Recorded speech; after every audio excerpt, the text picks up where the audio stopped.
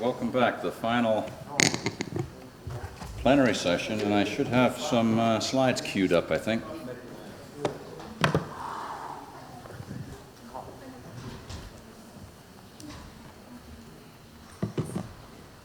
I wasn't going to present in this session, but it suddenly occurred to me as we were going through the process, there's some people here that weren't there at the beginning, and they may not understand what it is we're trying to do.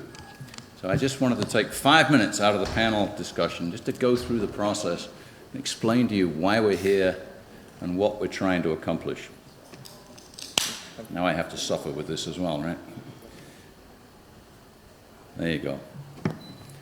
Whenever we send surveys around to our WAITRO members about what can WAITRO do for them, what do they want to see capacity development events that are about, the first response that always comes back is what I've come to call the F word. Everybody leads with the F word. Funding. What everybody's worried about. And I owe this slide, by the way, to Jean-Marc from Seneca Impact Advisors, who's one of our associate members.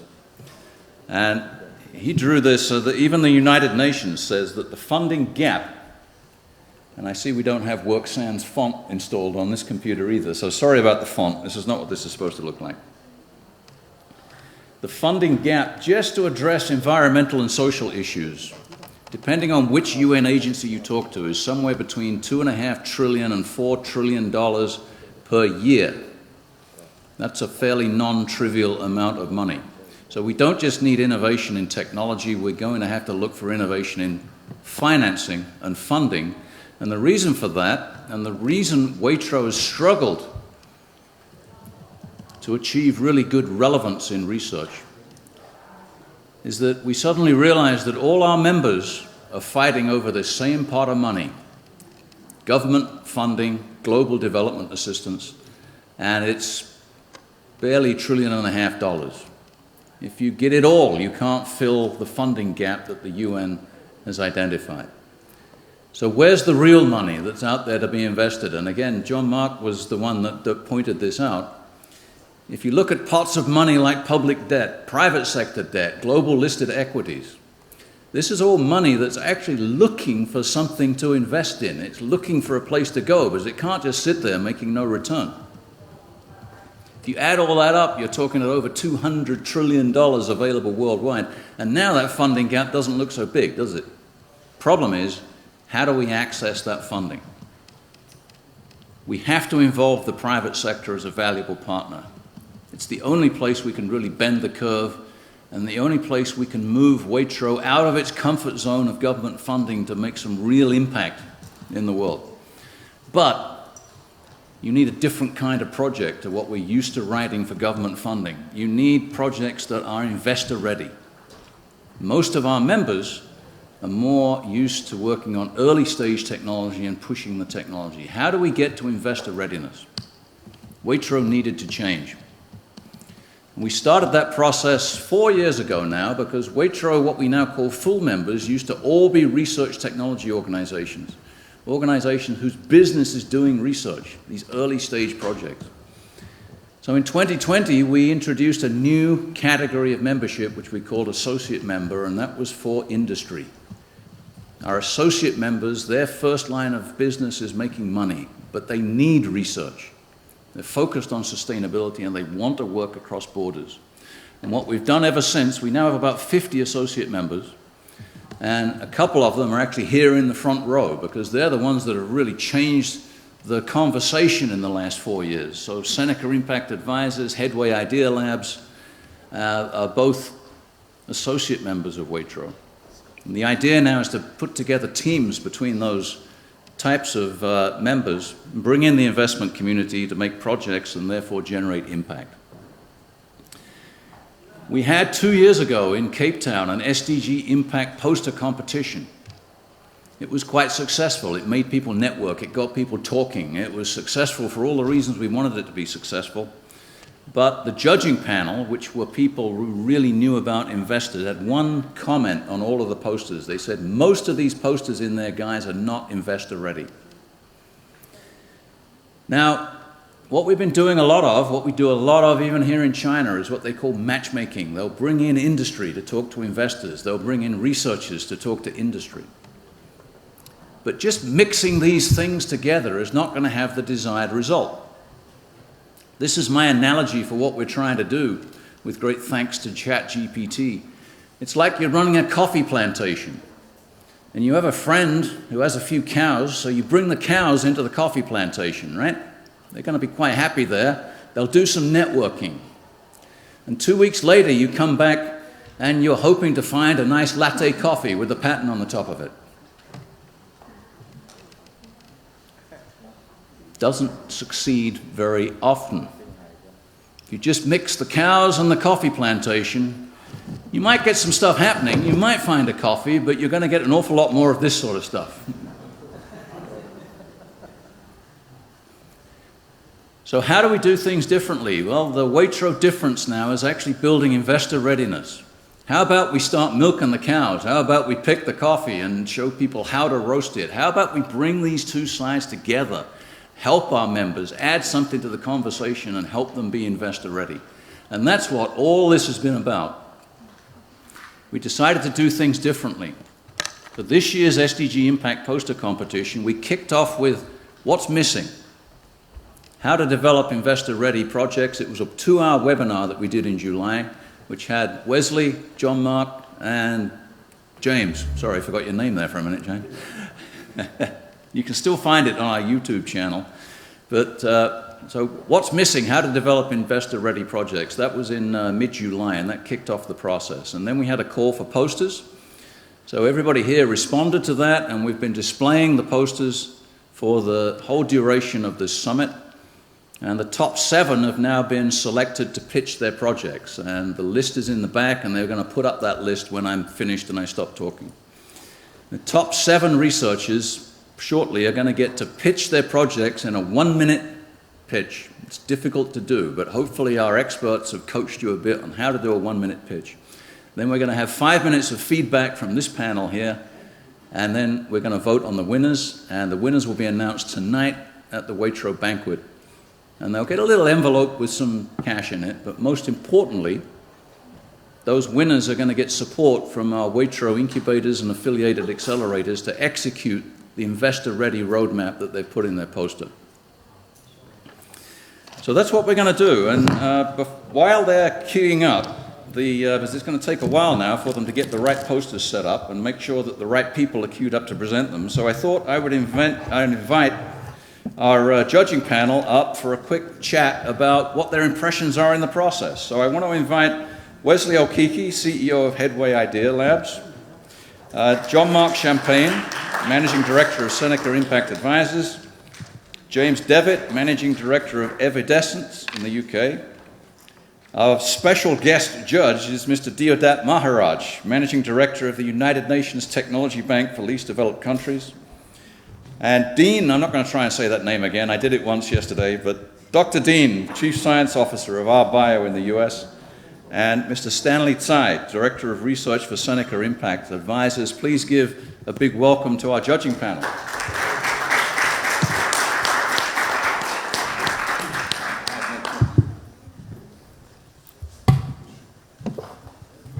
Apparently I don't get a chair, I get to stand up. So I had a few questions for you to address, and we're just going to run until 4, and then at 4 o'clock, these guys are going to go out there, the first pitch is going to come up, and we're going to be running rapid fire. But I want to give you all a chance to reflect on what you've seen, but I'll give you a cue to something to talk about. And I thought, Mr. Maharaj, you might want to kick us off. The question of impact management has come up several times, and by the way, I'm throwing these questions at them. They haven't seen them, and no preparation at all, no pressure.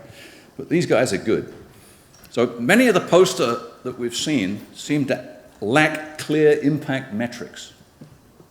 What are some of the effective ways that they can communicate their social and environmental impact? Do you have any comments in that area?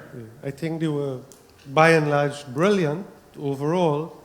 The challenge was that they lacked numbers, evidence, data to make a business case, and propose dollars and cents as well.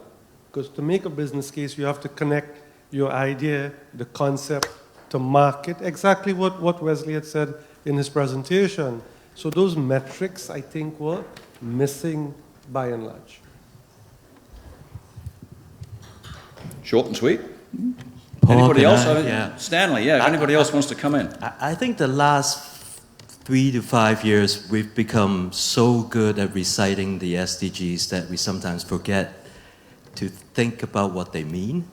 And I think it's very important to try to quantify the impact that you're making for each of the SDGs. For example, it's not enough to say we're working with smallholder farmers and therefore we are contributing to the no poverty SDG. We are therefore contributing to the no hunger SDG. I think we should always start with the baseline. What's the current situation? What's the additional impact that our project is delivering, right? And tie that back to the investment requirement. Say if you're looking for $100,000, it would be very, very valuable in your communication with your investors to be able to say, with this $100,000, we're gonna increase farmer income by 25% over 3 years. We're gonna sequester this amount of carbon in the next 5 to 10 years. And that's equivalent to X million dollars in carbon credit terms. So try to link your impact with the investment requirement and always try to quantify everything. I think that would be a piece of advice for all of you. Anyone else want to say anything, or I'll move on to another question? Pitch. No, I was just going to say, I was struck. I'm glad I had the opportunity over the last couple of days to meet you all. I thought it was really amazing variety, and I think that was the thing that struck me was something about passion. I think the better projects, you can tell, the passion, the belief coming out from the people who are leading those projects, and I think that's, don't underestimate the personal impacts you should have upon the investor of your belief in your product, your service. And I'm pleased to say I saw some very good examples of real passion there, which I think was really good. Very good. I was Jean-Marc. I'm going to change the subject a little bit. What about sustainability strategies? What are the key elements that you look for in a sustainability strategy, specifically to be compelling for potential investors? Yeah, I think Stanley kind of described some of that. And I think first and foremost, it comes down to what's called additionality, right? So, like Stanley mentioned, I'm kind of repeating what he said, but it's, what is your baseline when you start and where will it be when you progress through your business or project? That's the first thing you need to have is really what additional value are you adding to sustainability, right? Because if there is nothing additional, from an impact standpoint, you're not doing anything. It's neutral. Because the question is additionality. What would have happened if you didn't have this project, right? Because I get a lot of these, especially with forestry, and I don't think we did a lot on forestry necessarily per se. There was some stuff in here on deforestation, but the problem, you get a lot of times is, we're protecting these forests. Yeah, but they're already protected. So you're not adding anything to it. So having the additionality is absolutely important. The other part of the equation is, again, what Stanley alluded to, but I'll repeat again because that's absolutely critical, is that you have to have, and I said this earlier when Wesley was talking in earlier sessions all day long today, but I'll repeat it again, is that you have to have measurable, verifiable, impact, right? So it has to be quantified. If it's not, you're just talking as they would say, when I was a kid, we're a tree hugger. We're just trying to, improve something by just living a fantasy. Yeah, we probably know it will do good, but you have to quantify that, right? So you can't just wing it, right? And the same comes with financials, but with impact, it's very similar, right? So I'll leave it at that. Thanks. James, you want to add anything on sustainability, as you were speaking about it earlier?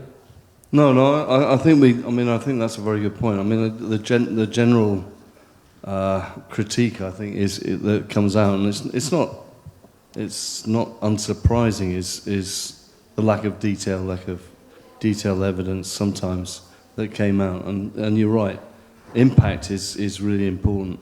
I mean, I think the other thing that I was looking for, of course, was whether people had looked at the whole system around it. You know, the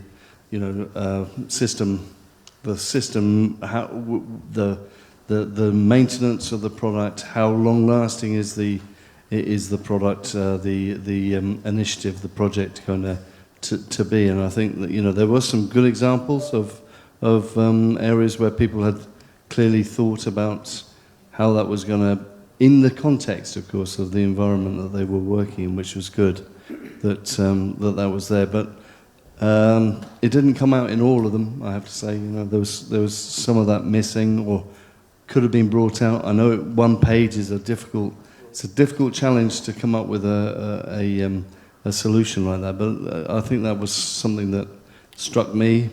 Talking to you all, of course, was a good thing to do, because I think we all actually benefited from getting better insights into your projects. So.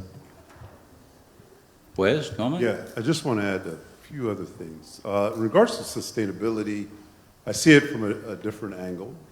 One is, how long can I put the infrastructure in place to ensure that this business will grow and be sustained for a long period of time, right? So I think I see a lot of companies that raise money and they don't have a very good sustainable plan and strategy and infrastructure for success. And so what happens is they burn through a lot of their cash, and they instead of using the money for scaling, they end up using the money for building the infrastructure, and they haven't thought through it. And by the time they've come close to spending all the money, they have no more money left to actually do the scaling or a proper launch. We did a couple projects. I was on a board or a team, Engineer Without Borders.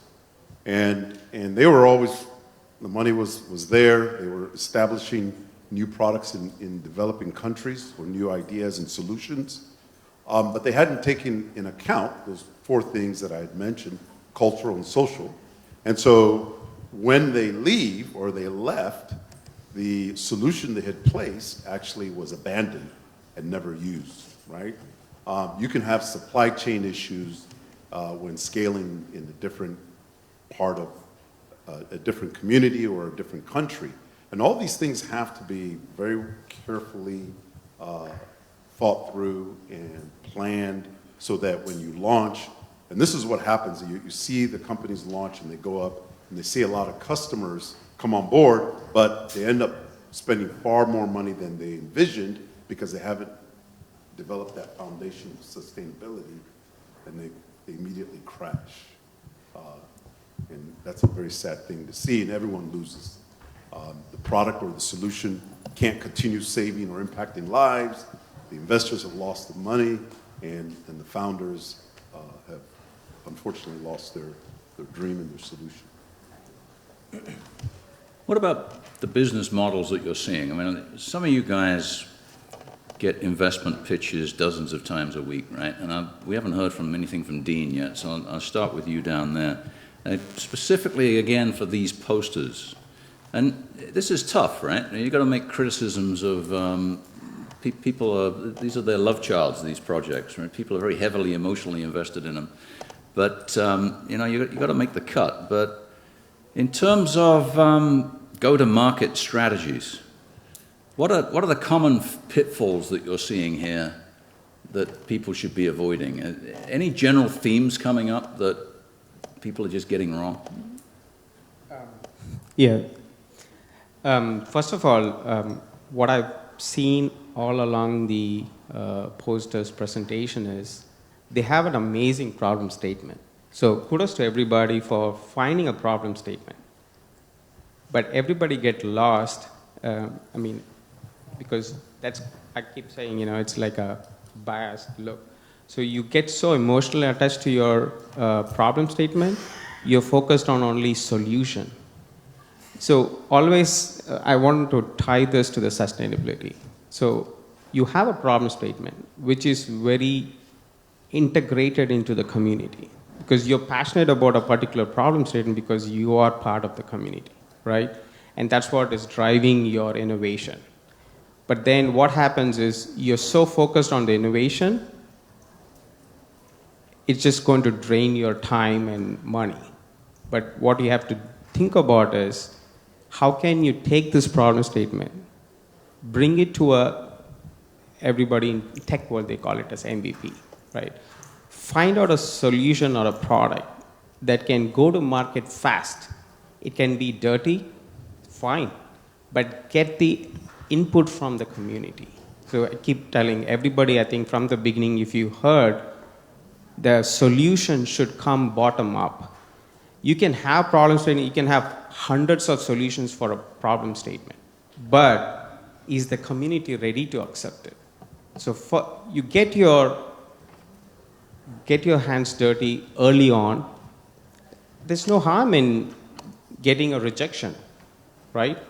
But it will give you a direction and pivot to what you want to change or modify so that the community accepts immediately. So that's what is missing in the content. There's so much of information on problem and solution, as Wesley always saying, so much scientific information, so much of process information. But from problem statement to a solution, as he also mentioned, there's no numbers, right? So you have to put a value for your problem. What's the cost of the problem? What's your cost of the solution? And your product solution, whether it's a product or a service. Does it really make sense? And is the community ready for that? If not, change your business model. It's as simple as that. It hurts, but it's better to get married to a problem forever rather than changing your course and trying to get it adapted as early as possible. That makes sense. Wes, any? Yeah, in regards to go-to-market strategy? Yeah. So how many of you know what an early adopter is? Just raise your hand. Okay, good. So an early adopter is extremely critical. They typically are men and women that are as passionate about solving the problem as you are. But they're not the inventor. And they are the ones that are influencing others to buy a product. And they're necessary to find when it comes to the early development of your product, because they're going to tie you to the customer. And they're going to help you develop the right product that people will adopt. I'm an early adopter for tech, right? So umpteen years ago when the smartphone first came out, it was a Palm Pilot, it was color. I was in England. This was 20-something years ago. I was in the airport coming back from Nigeria with my family. I told my wife, please let me spend these hundreds of dollars and buy this Palm Pilot, which I did. But I've sold probably hundreds of phones and different tech because I know what people need and I understand the problem they're suffering under. And so an early adopter says, I see the problem you are going through, and I know the solution that's going to solve your problem. Now, when someone is building a tech product that they know a consumer is going to need, they'll come to me and say, hey, Wes, here's the product. If I am passionate about it, I'm going to jump on their team because I know the problem and the suffering that the customers are going through. I will generally jump in there and support them for free because I'm an early adopter. And I'll give them guidance on what their product should eventually come out to. I will introduce them to potential customers and partners. And I'm on that journey with them. That is the #1 strategy for your go-to-market. And then you're going to build different partners, beta beta customers. One of your posters, you mentioned that once you build, you're going to then go find customers, and you can't do that. During your early stage, you have an early adopter. In the stage of coming close to proof of concept, you have your beta customers already lined up, because they're the ones that are going to give you the feedback. They're the ones that are going to be your first customers. And when an investor sees, oh, this person has customers that they've already spoken to, not hypothetical customers, yeah, we're going to target these 10 customers. Have you spoken to them? No. The ones that you have spoken to, and they are waiting and eager to get your product, now you have a good go-to-market strategy, or the beginning of it. Jean-Marc? I can just add to that is that it's absolutely, I think as I mentioned before, most of what we work on is project-based, and the customers, we typically refer to them as off-takers. Now, if you have the off-takers, that is huge for the investor. They want to see that. That's absolutely a great point, Wesley, and I think that brings the level of what you're trying to get for funding, it brings that up to a whole nother level, because not only does it show that you've already done your work and you found clients, customers, off-takers, but there's a market for your product, right? And they want to see that. And they are also looking at, well, we can get our money back as well, right? So that is absolutely, important. That is not always so simple, but, when you don't really have, if you're still in an early stage, to have those things lined up. But that is really crucial. One other thing I think we can look at adding into that is that a lot of what you have in here, maybe it's not ready yet for the investment, or ready yet for the market. But where's your vision where that's going to be? Not like a lot of this, and again, like everyone said, these are great ideas. I love them. And by the way, sorry if I was a little bit curt with anyone. I was trying to get through this really quickly, so I didn't mean to offend anyone if I was very quick and moved on. But the thing is, though, you have to have the vision where this is going to go, right? And I always say this to the people that we work with, especially when we get these newer stage stuff. They're looking to. I say, where do you want to see this in 5 years? Where's the plan? Like, how much is this going to be worth? We need to see that. So it doesn't mean you have to have it now, but what is your vision?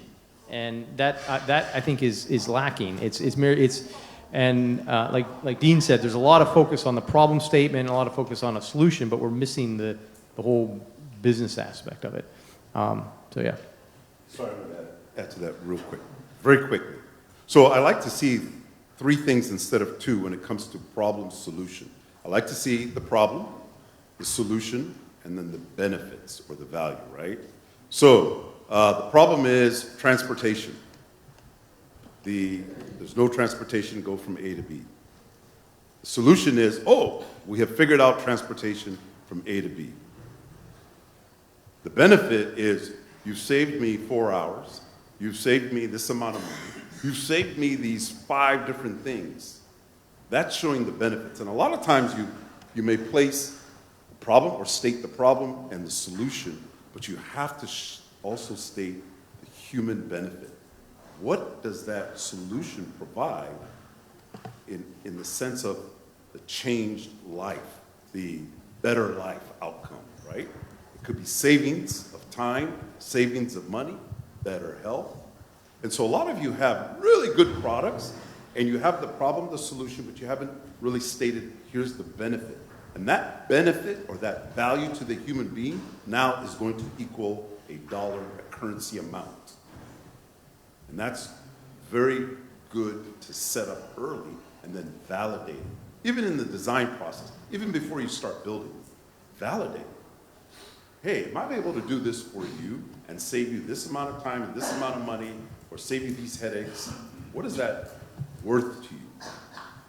When you have those customer interviews, they'll tell you it's worth $1 or it's worth 50. So 1 minute, we're always out of time, right? But this is the first time we've ever tried to do anything like this. So I'll be asking you guys comments later in the post-mortem of the workshop, but I just wanted to go through team of judges here, one by one. We can start with Stanley here. What's your impression of the overall process? What could we do better? What's worked? Because we won't have time to do this at the end, but so just a few sentences of comments. Yeah, so I think the topic of one of our earlier sessions today was leveraging knowledge to drive science, innovation, technology, and innovation. What is leverage, right? It's a way for you to deliver a magnifier effect. So I think through this event, through the support of WAITRO, JITRI, I think we can also deliver that magnifying effect. And your projects themselves can also deliver those magnifying effects.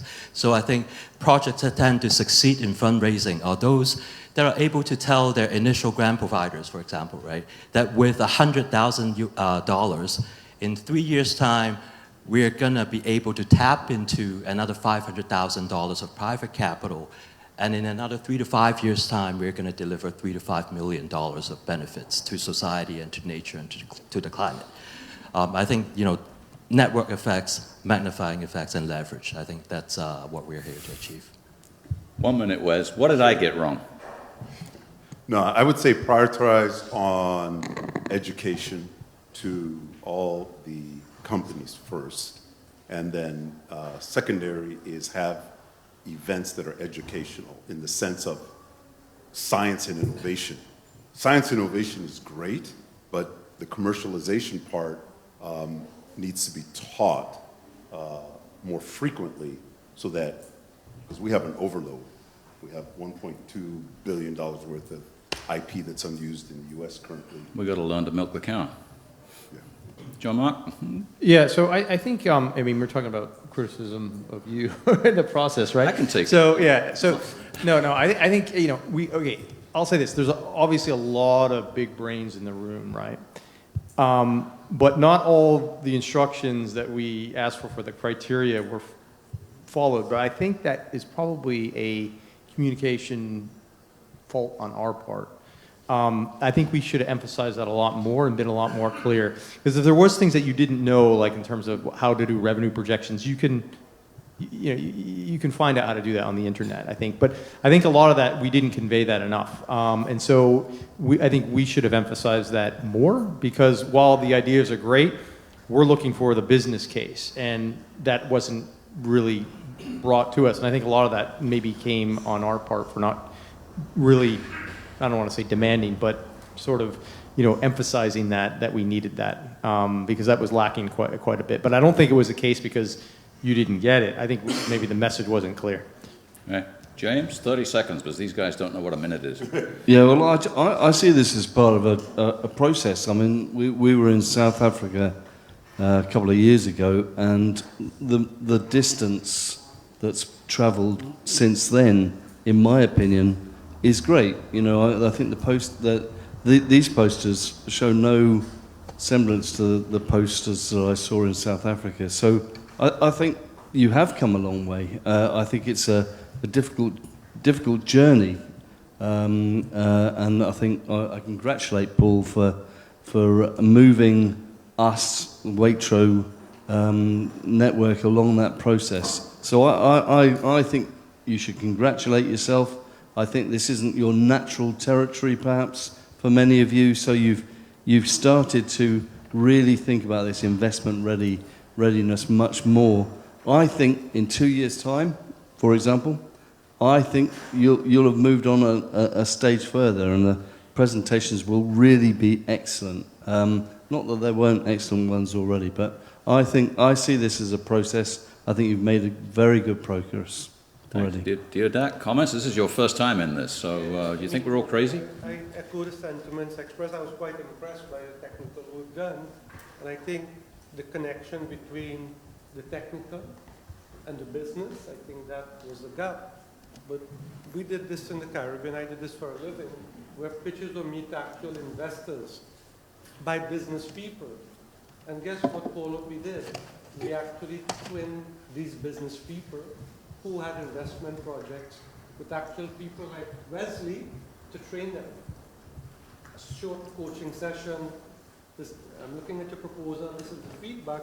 So when they pitch investment projects to actual investors, not only they had the numbers and all those things, but they were given guidance and advice on how to do it. And perhaps that's something that WAITRO can consider for the next iteration, but I mean, quite impressive and nicely done.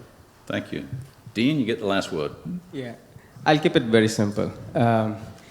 So all we need to provide is a simple template as a methodology for them, what we are expecting, and then put like a points for each of that they are addressed. It becomes easier for us to evaluate. It's as simple as that. So that there's no confusion between what we are expecting and what they are expecting from us. Okay, thank you. And I want to again thank our entire panel. They haven't finished yet because we're actually going to go into the pitch session, but everybody will wander off later. So I'm really appreciative of the work these guys have done, and it's been a lot of work over the last 6 months. So now we will reconfigure.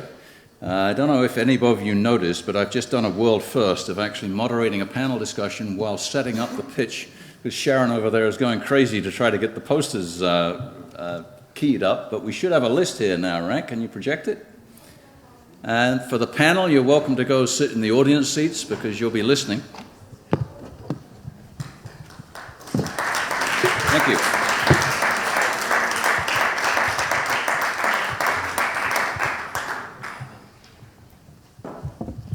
We have a rather embarrassing question, though, because we have up there the 7 finalists who are going to be invited to pitch, but it's not totally clear whether Joshua Olango in the end is actually here. Joshua, are you out there? Oh, he's here. You going to pitch? Okay, we're going to have representing Joshua to pitch for that one. It's an odd name, but I'll go with it. So we've got our 7. So shall we start with the first? The first one on the list, you're going to get rid of this and put the poster up there, right? Is A24, which was repurposing retired EV batteries for sustainable energy storage. It's from Al Hussein Technical University, and the participant is Omar Kreem.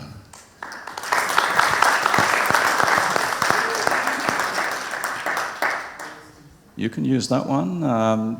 There should be a timer up there. Don't start yet, because the thing about 1-minute pitches is that to make it fair, don't start it yet. He hasn't started yet. Put it back to reset. When I say go, put it to a minute. Can you tell we've never done this before? Okay. You ready over there? Ready with the timer? Give me a thumbs up when you're ready. Okay. Ready? San, go. Okay. Good evening. I'm Omar Kreem, a co-founder of EcoVolt Hub. We are handling SDGs 7, 12, and 13 with a solution that reduces EV battery waste and the strain of mineral extractions from the earth, and providing sustainable energy solutions for less developed regions. Over 3 million batteries will be retired in the next 4 years, with only just 5% recycling rate, and this will leave us with a huge amount of EV batteries that will have devastating effects on both environments and health. We are going to utilize the good cells from the batteries and provide and build battery energy storage systems that will help the circular economy. You're done. Okay, sorry. Good job. Give him a round of applause.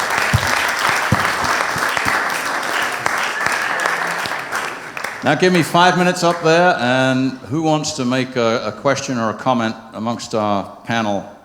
Jean-Marc, were you about to stick your hand up? Or you?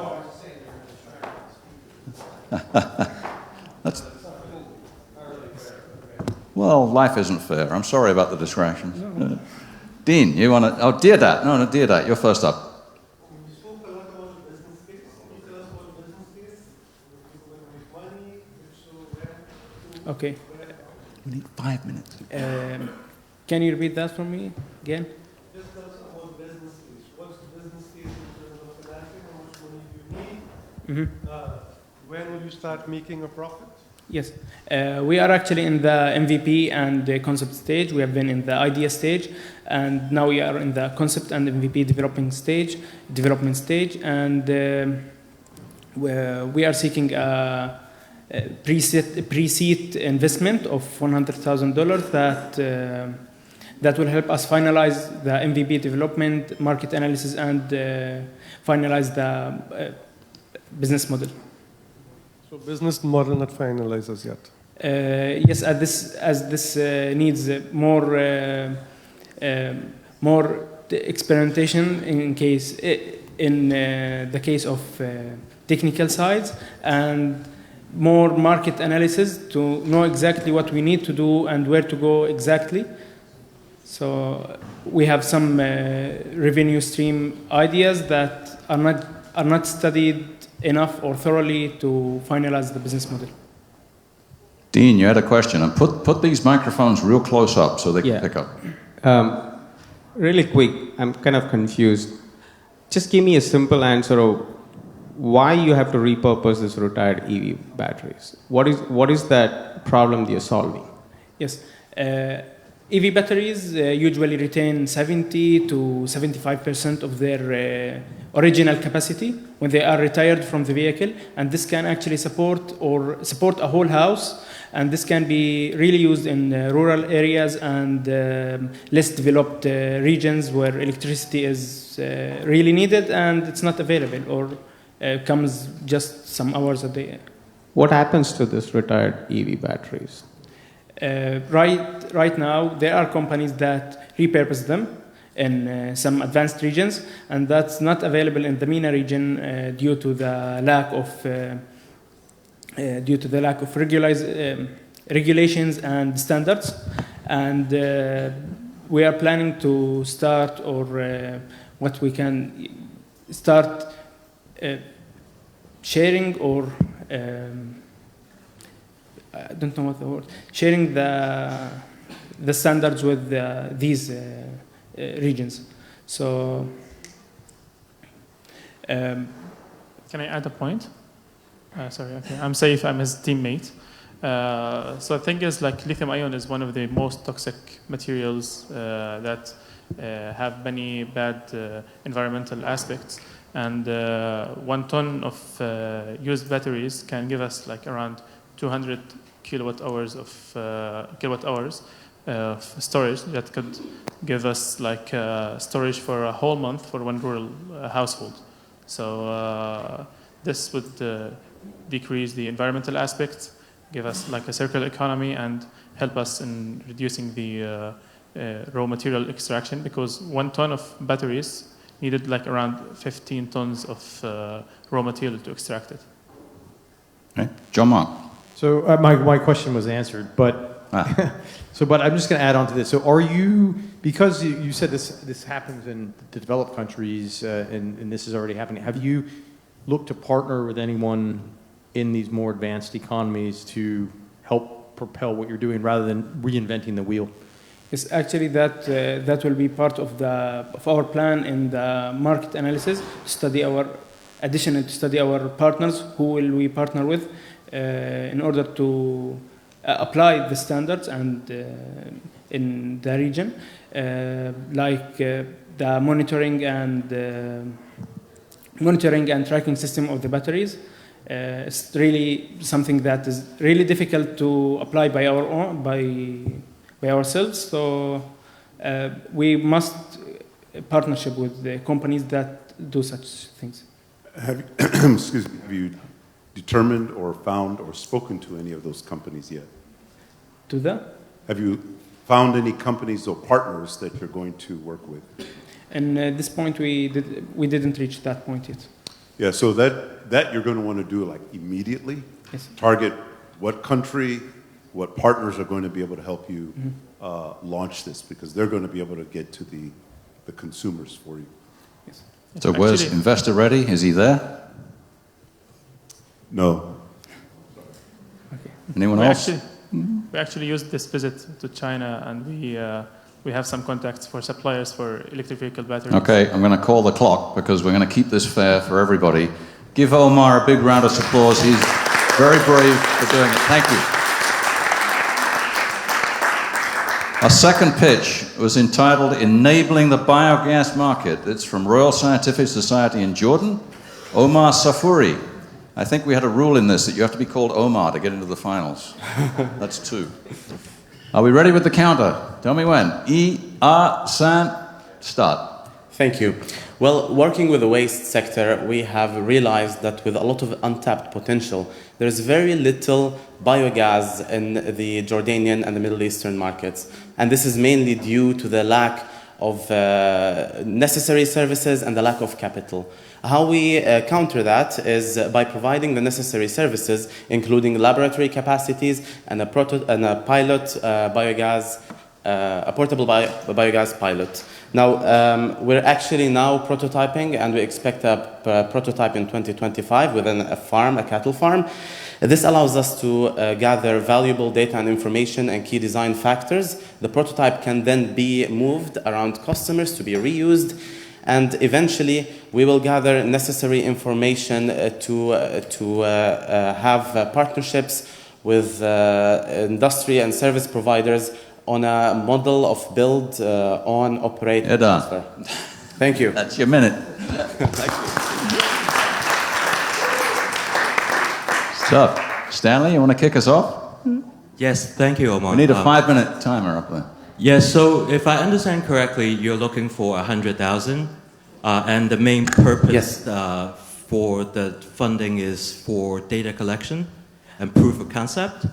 The main objective is to provide the initial services where we can first of all provide insight for the customer and connect them with a partnership with investors that can come as well to Jordan and provide the capital that the customer needs.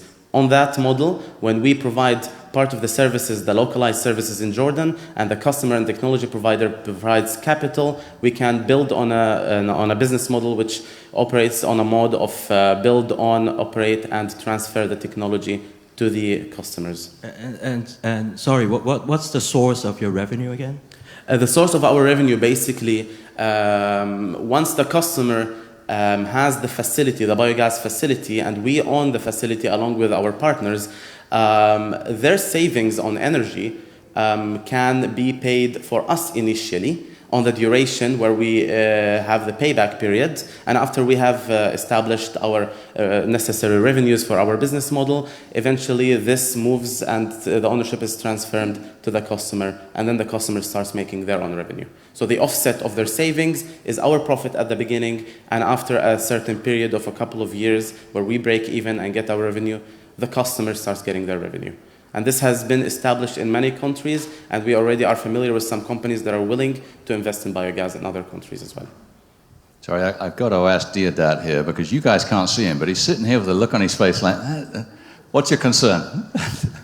I just want to stress this point to everybody, yes, for the others who's coming in. Please understand, this is a really pitch, right? You have only 1 minute. All you have to do is state the problem, what's your solution, what you're expecting to do in next few course. Is it a business? What it is. That's it. So you don't have to explain so much information of what it is. So the problem is there is a potential with not enough capital to enable it. How we're solving it is we're trying to be the localizers, the enablers of that by partnering with external service providers where we give them access and we give them a pipeline to the Jordanian market, and us being partnership in the resources needed to establish biogas projects. The customer then gets, with no capital required from their side, a biogas project, and we get revenue from their savings. So I hope I explained that right. Yeah, and what is your market? Yes. What is your market? And do you have a plan, a phase 1, phase 2, phase 3? Give us some numbers. Well, our market currently consists of key waste generators in Jordan. So mainly cattle farms. Customers, give us a number. Customers. So actually on a market assessment, we have a potential of electric generation of biogas in Jordan of 75 megawatts. This is our initial. We're actually working with a biogas farm. Next year we'll be piloting biogas in their farm, and we have discussed a business model that the farm can use energy. And what is the value of that 75 megawatts? 75 megawatts. The value, the dollar value? No, we don't have yet. So this is important to work on. Yes. Dean, go on. Don't take it rude. No. It was just a comment because for you to, when you're going in front of the investors, this is what you're looking at, right? Yes. So, because don't expect them to learn from what you have already shared. Mm-hmm. And trust me, none of the investors even going to look at that. That 1 minute they give you is what you have to nail it. So, true. You have to give background, but in a very simple words. All right. Noted. Anyone from up this end? Any? Just, I mean, look, I want to ask in terms of, you said the 75 megawatts and the farms.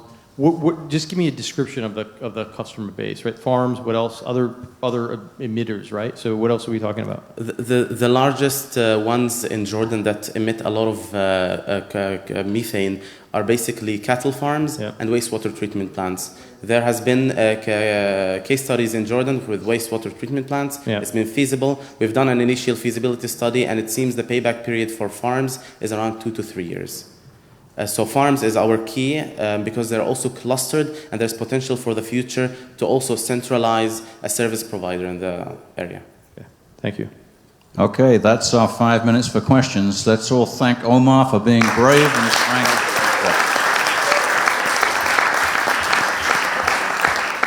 Third finalist was poster A25, Systematic Management of Recycling Techniques, Green Herbal Agro-technopreneurship. I'll give him a prize just for that word, training program. It's from Universiti Malaysia, Terengganu, and Dr. Fadzila, I believe. Are we ready on the timer? Go. Good evening, everyone.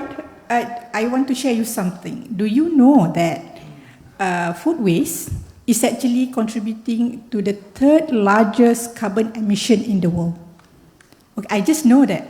Okay, so 70% of this food waste is actually come from our house. And by looking at that, I think we have created a solution whereby we can entice and encourage mothers, children, fathers to recycle the food waste at home. Do not push it back to the dumping site. Okay, what we have is the system that is able to create this, and I think if we have 250,000, we can reach 5,000 houses to do the project. Okay, 5,000 houses, but that's your minute. It's tough, isn't it? Thank you.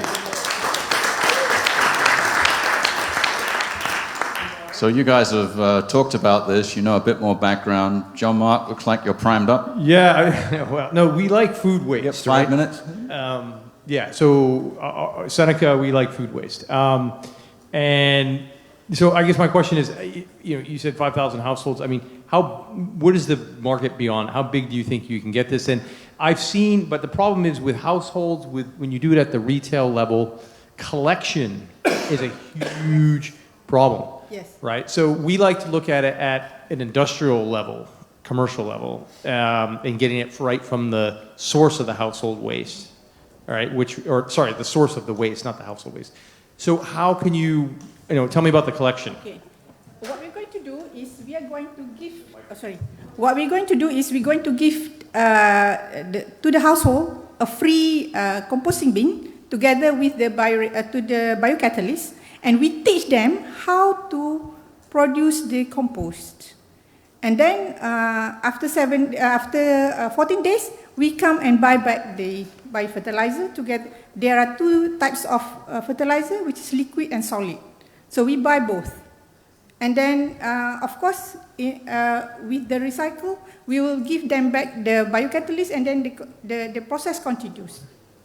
Correct, but talk about the collection, because the collection, if you don't have it right, it's expensive to collect waste, especially when it has water, right? Okay. So So, because that can eat into your whole business model. If you don't have the collection right, you're done.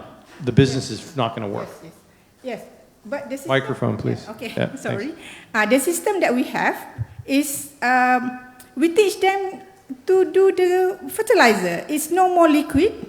It's very nice smell, usually like a pickle smell. And then, of course, if you go and collect, it is not that, it's not dirty. Okay, because the bean you can put in the kitchen. Yeah, excuse me. Yeah, just to rephrase, he's asking what is the structure of collection, right? So let me just ask it a little bit. How much is it going to cost to collect from 1,000 homes? Do you have a price or cost on that? Okay, I think I have to ask my my colleague to. Actually, we are working together with the housing developer in Malaysia. The housing developer will collect. The logistic wise, the developer will collect. They have to work with our solid management corporation to do the collection as usual. Normally they will take 2 times in a week to every house. The cost, I think we already allocate for 10% out of our cost. Have you spoken to meaning that we are using the same logistic that the government already doing it in Malaysia. Have you spoken to them yet? Yeah. Okay. I mean, I'm getting one big word coming in here. I'm not supposed to be editorializing, I know, but scalability is what is really bothering me. But go ahead, Dean. I have one suggestion. So people working with this kind of products, I would really advise bringing a sample of the product. That will be really impactful. All right. Just to show. Yeah, we wanted to bring, but we afraid that it will be confiscated at the customs. I mean, James, systems level thinking. I mean, this seems to be a key, this feeds into what you've been talking about a lot, right? Does the systems level make sense? Well, I'm just wondering how you plan to extend it and what scale can you scale it up from 5,000, presumably? Yes. Yesterday we were talking about conquering the world, so how are you going to do that? Yes, the system is duplicable if we have partner from other countries who wants to use our system. They can do it by doing the licensing because we have our modules there, and also the bin and also the biocatalyst. And then at the same time, if in our own country, from one developers, from one housing area, we can always extend to another housing area because we have many housing areas in Malaysia. Maybe we cannot capture that 16.7 million tons of CO2 emission every year, but at least 0.1% could be okay.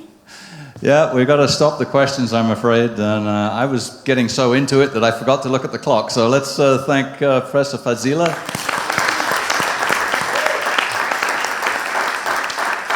And for the JITRI guys, I'd be talking to her because cities like Shanghai separate out their food waste. It's huge scale. That should be applicable here if it's applicable anywhere. But moving on, the 4th finalist, we reached the halfway point. Poster A2. EcoPoints Innovative Platform, Bridging Sustainability and Market Access from University of Dar es Salaam. And Hassan Kasim is here. You ready? And remember, you got 1 minute. You need to do what's the problem, what's your solution, and how you're going to make money. All right? Are we ready on the timer? 3, 2, 1, you're on. Good evening. My name is Hassan Kasim. I'm the founder of EcoPoints. As we know, every year thousands of startups arises, but 65% of them they got failed due to the market demand and also failure to raise the new capital. So this led caused by the community engagement to their solutions. So we came up with a mobile app and a web app software that we're going to connect the users to those sustainable choices. So I am here to asking for the 40,000 seed funding to expand to 5 major cities. Thank you. You've got 22 seconds left.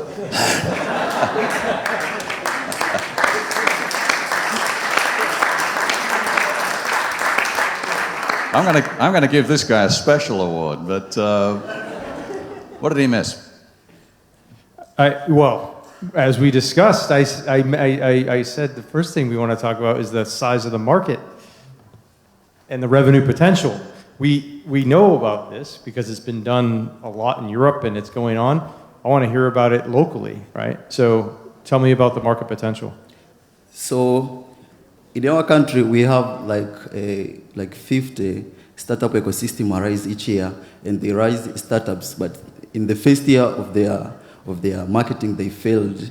So one of my friends, I laugh at them so much, they failed their startups. But I already successfully developed a social platforms that got more than 10,000 users, and he's used it now in 9 countries. So it will be easy for me to expand this one to those 9 countries first. That is why I'm asking for this small amount. So I have experience on these 9 countries. So we plan also to expand to the global, to the USA and Canada. They currently have this kind of solution. So we plan to expand to those countries. But okay, I'll just add this, but numbers would be really relevant here, you know, in terms of how much you can charge, and it would be good to know that. But you want to? Yeah. Go in first, then you, Wesley. Who's your customer? Our first customers are vendors, those providing sustainable solutions such as solar stations, electric transports, organic supermarkets, and other green solutions. How much will they pay for this? Currently, we plan to charge them, our first models, we plan to charge promotions. The new business vendors, they need to be promoted to the markets. So how much do you want to sell that for? So we plan to charge 10 USD at the beginning for each promotions. And also we have the issue of commissions. So when the vendors receives more users, we cut a percent from their So you mean you transactions. want to give it as a free, and then you want to take as a revenue sharing? Yeah, we have the kind of features that will keep them come to our software. We have points whereby when the user user service, he got a free point. So that is one of our motivation to the users. So when the user uses our software, let's say he uses transportation, electric transport that has no zero waste emissions, so he receives the points of preserving the environment. So when the next time he requests a transport, he'll get a discount from the point he had. Wes, go. So referencing your previous app is nice, but 10,000 users is a failure, especially for an investor standpoint. They're looking at 50,000 and growing, right? And they're looking for good revenue coming, especially they're not only seeing the revenue, but they're seeing the growth of those users, and as you're scaling in different countries. So a few things. It wasn't clear on, as they've asked, the market, why are people going to want to use this? What problem are you really solving? It appeared as if the problem you were solving had to do with your previous app. So I was unclear on what problem you were solving in the set. And I've sat down with you, so I'm a little confused. And I understand that it's for users to find eco-friendly companies to purchase from. Let's give him a chance. What problem are you solving? A concise, one-sentence answer. So the first one is that many of sustainable choices, they are left unrecognized. Many of them, and it's hard for users to find the green solutions within their local societies. They get a mobile app like have all the solutions, but sometimes you need to use only sustainable solutions. So in order to save the planet, you need to, like me, I like to use sustainable solutions most of the time. So I need to see them around my cities, but I can't, when I go to different softwares, they have a lot of solutions. Some of them, they have negative impact to my health. So I really need to have a good health. So I really need sustainable solutions. James, does it make sense at the systems level? Yeah, I'm a little confused, I have to say. I mean, I can see the potential demand, but I think, like Wesley was saying, you know, you need a bigger scale. We were talking. You're starting in Dar es Salaam, but you were looking elsewhere. So tell me about how you're going to... Well, there's no time to tell you, but just that's the final comment. You're confused. It would have been nice. You didn't get the answer. You didn't really get what problem's being solved. I get it. Let's thank... I can't find your name. I'm falling apart here. The fifth finalist is poster A15. Hybrid constructed wetland for wastewater treatment. It's another one from Royal Scientific Society.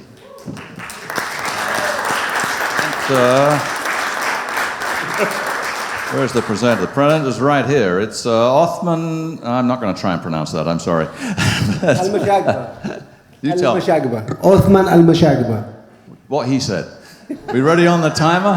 And remember, you've got 1 minute. What's the problem? What's your solution? What's the investment return? Let's hit those three things.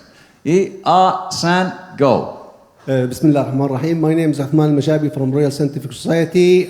Actually, there is a big real-world problem now, a big challenge. Most of the people worldwide, they drink water and eat food, for example, vegetables contaminated with pharmaceuticals or medicine. These medicines coming from the main sources, domestic wastewater and industrial wastewater. So what we need to develop a method or technology to remove them from wastewater. The current conventional wastewater, like worldwide, is unable to remove them completely. So you need like a tertiary. Tertiary is very expensive. However, through 3 years project funded from Royal Academic Engineering, we work with experts from Granville University, and we have developed a constructed wetland to remove these pharmaceuticals from wastewater. And the secret in this wetland is zeolitic tuff, Jordanian zeolitic tuff, not sand, not gravel. It is big mountains in the desert, and we have... Okay, we're done. I took my eye off the clock for a bit. Thank you. Good job. Who wants to open up? Dean's already clutching his microphone eagerly. Go, Dean. What do you got? I spoke to him. So 5-minute timer, please. Yeah, I understand the passion around the solution. How are you going to convert this into a business? Yeah, actually already we did start, like 2 pilots is operating in 2 pharmaceutical factories in Jordan, and there is another factory, is not under the project, and he came along and he said, can you install this pilot at my factory? Because he's producing a progesterone, like steroids as a medicine. And we said, yes, okay, we will sell this pilot for you. And we did and install it. And it's so basically you're licensing the technology. And we did file an IP for okay. this technology. Did you put that in the on the poster? In the poster, yeah, it is. Pilot? Yeah, it is. Yeah. Thank you. Thank you. James, you got a comment?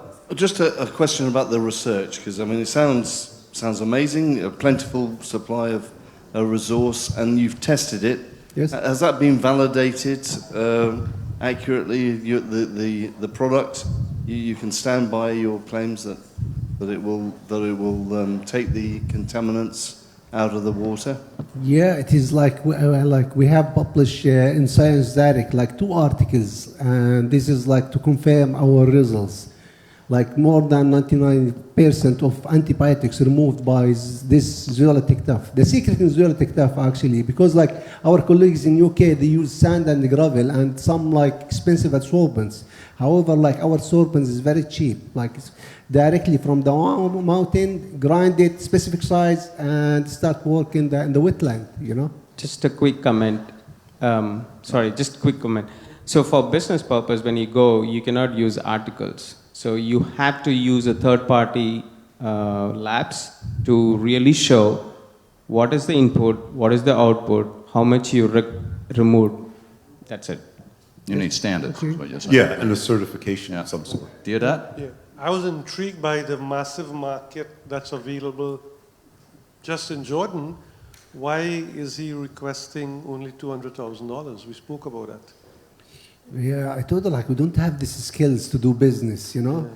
Like that factory, when he came along and he told me, like, please sell me this pilot, and the cost is 4,000, and then I start, like, how much, like, I should, like, sell this guy, you know?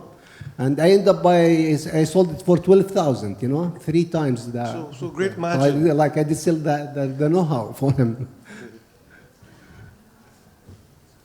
Wes, is the investor ready? Possibly, but let me ask you. We talked a little bit about supply. Yes, and I'm ready to answer that. Okay, go ahead. Actually, today morning I went for like our mining ministry, and I have looked for like how much amounts of zeolitic tuff exist in Jordan in these mountains.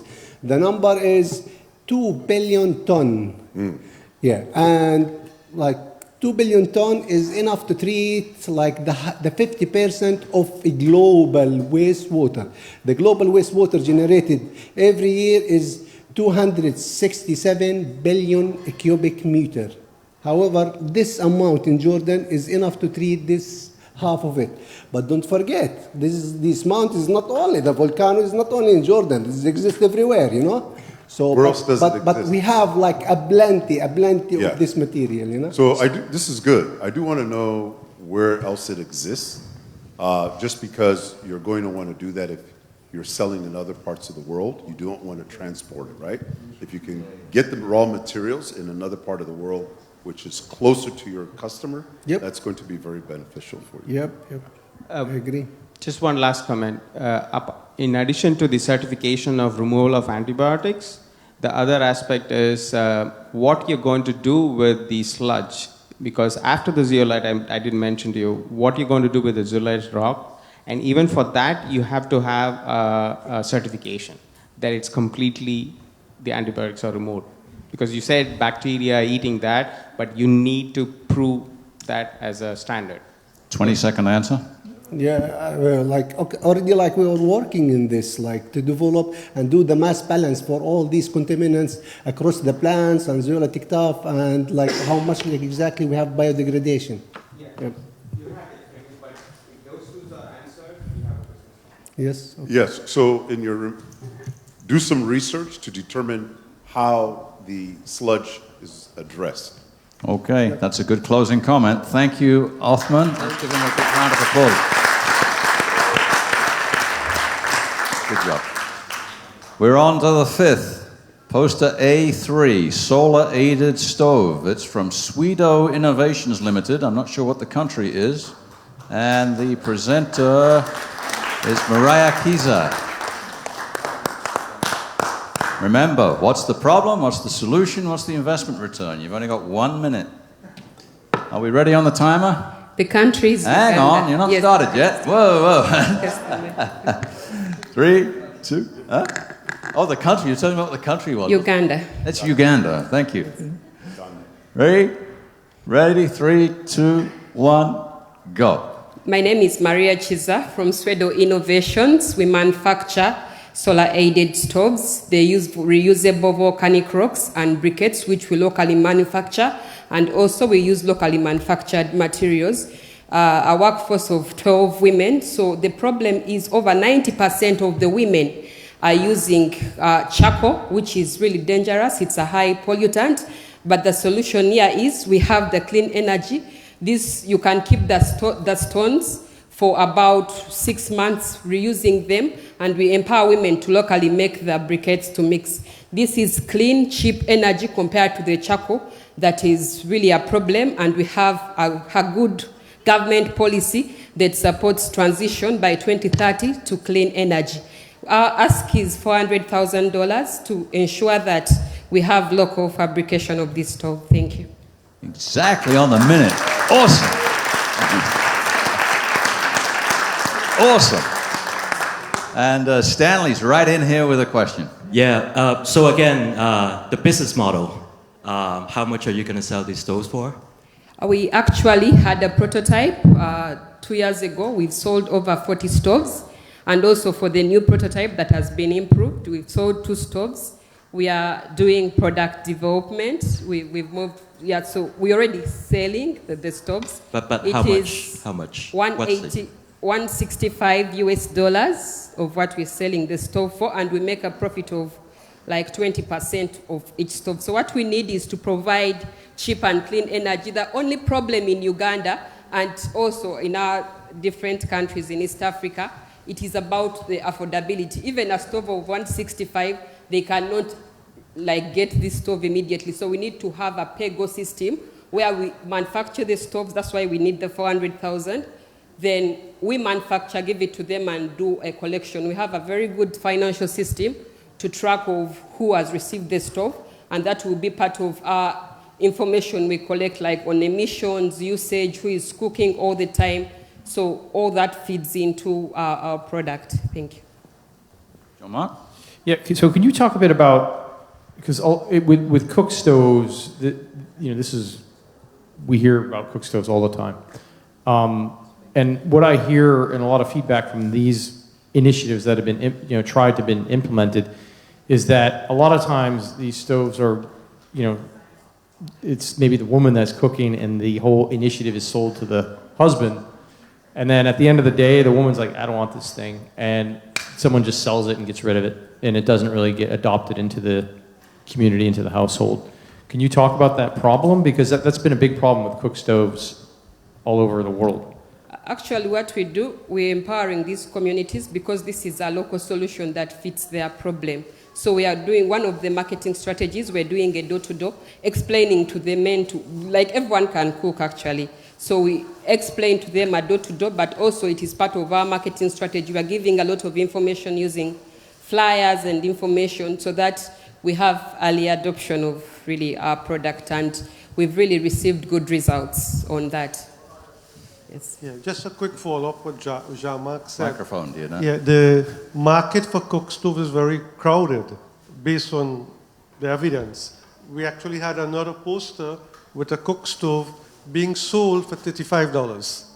No, being produced for $35, sold for $57, so a smaller margin. You sound quite expensive compared to what was proposed by Ghana, though I understand maybe a different energy source. Have you done any research in the neighboring market? I know Rwanda, right next door, they have a lot of cook stoves as well as Kenya, and they're all next to Uganda. Actually, the improved cook stoves they are still using charcoal, which has been banned in Uganda for almost 5 months now. So it is legal to actually do charcoal trading. So we need to shift to cleaner production, just like the briquettes, and also reusing stoves. So the acquisition of this stove may seem a bit expensive, but when you replace it, it is a one cost that you're going to take over 10 years reusing this stove. What we only fix is the fan, because it uses a fan. That is the solar aiding. So it's expensive, but it is affordable to them. Quick follow-up. Uganda is a least developed country. Wages are very low. You're focusing in rural areas. Could the average homeowner afford $165 for a stove? Actually, it's a blend. It's a peri-urban. Even in the urban, you find that even within the urban areas, they're still using the stove. So for making it affordable to the rural areas, we'll give them time to pay off a particular period. So at the end of the day, they're already spending time collecting the firewood, spending time to buy and spending money to access all these fuels, which is also time wasting. So we want to replace that. If you show them the social and environmental benefits, then they need to understand. We need to make people understand that we need an energy transition now, and they should not be using things that are really affecting Where's them. 10-second question? Yes. Regarding the briquettes, give me an idea on the cost and what is the burden of the cost to the user? 10-second answer. Yeah, our briquettes are made from organic waste, locally sourced materials. We have a lot of municipal waste. So it is carbonized, and the cost, like just what you're going to blend, is almost like 0.2 cents to just cook a meal for like 3 hours. Yes. Last quick comment, Dean? You had something? No, I just want to know, what was the revenue? You just said you already piloted. What is the market you made, and what is the revenue you made? 2-word answer. The revenue, we've made like 10,000 USD. Yeah, this year just in our store. Okay. Marketing thing. I gave her back the 2 seconds she saved on the minute. That was fair. So let's thank that. Thank you. We're at the last one. You know why we only picked 7, right? Proster A11. Transforming agricultural waste into sustainable energy, the bagasse drying solution from Kibabe University. It was supposed to be Joshua Orlango, but he sent his brother, apparently. But welcome. This was, by the way, this looks oddly familiar. We saw you guys in Cape Town, and I think you won the poster competition there. So we're going to be really looking for some progress along the commercialization curve. So we go 3, 2, 1, and you're on. Thank you. An outcome of WAITRO 2022 in Cape Town, a collaboration between Kibabe University, Kenya, and University of Huddersfield in UK, funded by UK Innovate. We are looking at an alternative energy solution for rural communities in Western Kenya. This can escalate into the East African region and even Africa using feedstock from sugarcane to do alternative energy. The solution we have is a dryer that runs a bit faster so that we can get the process to be faster than sun drying. And we already built a prototype that will be out in February next year. And we are looking at investors to help us invest in these dryers. The potential cost of a dryer is $26,000. And so the ask is about $500,000 in order to build dryers that can be sold. We already have one customer that has already bought this dryer and several companies to That's your buy. time. Sorry. Question? Oh, round of applause. Thank you. Jean-Marc, you were there last time, right? Yeah, so I think we have an obvious question. Tell us about what's happened in 2 years and why we're still where we are. Thank you. I already said we are happy for the collaboration between UK and Kenya with a prototype already built. And so we are moving forward from there. We believe this journey will go to a very long end, which is scalable to the entire region. Yeah. Wes? So what was the cost to build the dryer? And the $26,000, was that what you sold it for, or was that what it cost to build? That's what it costs to build. Okay. But if it can be able to improve the sales, because we already have several schools looking for this, several communities looking for this product, which is helping us to clean up the environment and return land back to the farmers, because that is solid waste management. That really can be a great solution. How much are you selling the dryers for? The cost of the dryer? Selling. The selling price. Yeah, that is $26,500. How much is the cost to build? To build is $26,000 for one dryer. But if you get the sales from briquette, that is about $500,000 annual. So the return on investment we worked was about 3 years if we invest into that. So you're not selling the dryers, you're leasing them, or unless I'm missing it. We already built a prototype we intend to sell, and because they are interested buyers already in Kenya, one has already, where we piloted, ready to pick the dryer. We think we can replicate that. So. James, you were here 2 years ago. Yeah, I was, and I do know this project. So just describe in a bit more detail, Jonathan, what has changed, what's moved forward in 2 years? You know, you say you've got a prototype, but what else has taken you from the project that you had before to where you are now? Thank you. In Cape Town, we just came with a briquette, a product from one of the investors, an entrepreneur in the country, who was selling that. But his production level is very low because he's using the sun to dry his product. So through the collaboration with UK Innovate, we are able to step up his production from 5 tons in a day to just about 40 tons in a day. And we think that should be able to give him volumes that can be able to get his revenue up And so that cost of the dryer, if we build others, can be able to be repaid from sales. You know, wood fuel will then be stocked, and then we conserve the environment and get this investment back to the funder. Okay, thanks. Deodat, if you've got anything, again, this is the sort of thing to me that screams LDC. If there's a market there, what's your impression? I like the idea, but I'm really worried that after 2 years, I mean, a serious investor would have doubts. I mean, what would you do differently to assure me as an investor that you can rapidly take this project to scale? There is an aspect around sustainability. The feedstock is guaranteed because factories, currently like the region we are, we have 5 factories all grappling with this waste, how they can be able to pull it off. So we would ensure that the front end is sustainable so that production is continuous. Would I be making money? And if so, when? And how long would it take?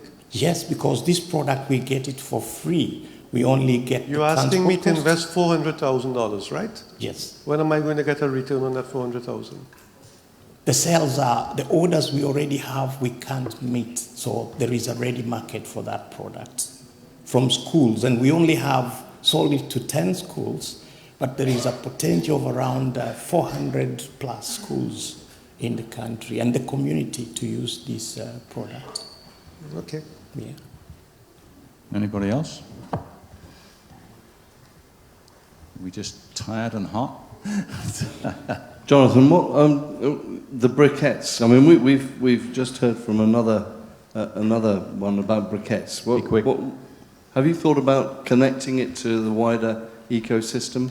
Yes, off-grid power. For instance, getting methane off that process and bottling it for the sake of selling it to the community. There is okay. potential. Yeah. That's your answer, and thank you. The time is out, and we are done. Thank you. Stay, hang on. Good. Jonathan, stay on the stage. Actually, I'd like to stay on the stage, and all the other the presenters actually come back up, because you all did a great job. It is a really difficult thing to describe your project in 1 minute. Come on up. I want to take a photograph on the stage with everybody. The room's too hot. That's because it's actually supposed to be winter in Nanjing in mid-November, but apparently climate change got here too, and I apologize for that. So they are extremely brave to come up here and expose their projects to criticism from these ruthless experts. So give them all a great hand of applause. We will see you at the banquet when we will announce the winners. We assemble at 5:20, the bus leaves at 5:40 for the banquet site. So thank you all for coming, and thank our judges in particular for their time. Thank you.